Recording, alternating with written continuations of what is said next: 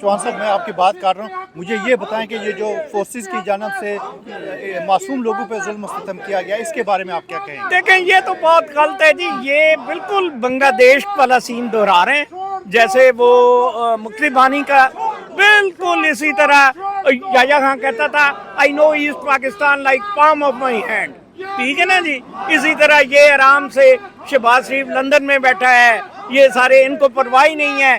वो जैसे मोहसिन नकवी ने कहा था कि एक SHO की मार है बलूचिस्तान वाले। ठीक है ना जी। बलूचिस्तान में थोड़ा सा प्रॉब्लम है, वो फैला हुआ इलाका है।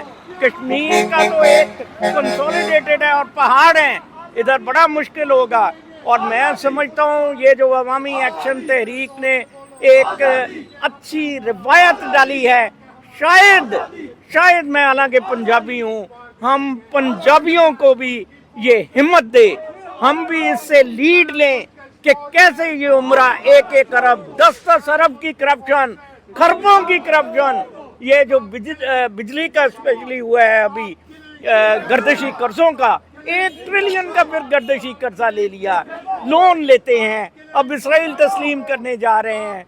तो लिहाजा ये कश्मीरियों ने जो शुरुआत की है, आप देखें 22 नौजवान बांग्लादेश में शहीद हुए थे तो इनकलाब आया, 22 नेपाल में हुए और इधर भी इन्होंने 5-10 शहीद कर दिए हैं। मुझे बड़ा दुख होता है, बहुत अफसोस होता है। आज पूरे पाकिस्तान में फौज की कोई इज्जत नहीं है।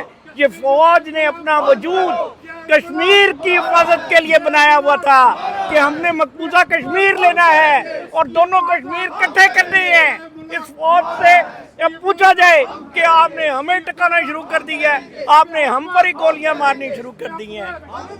Thank you so much Chauhan साहब। बहुत खुश हुआ।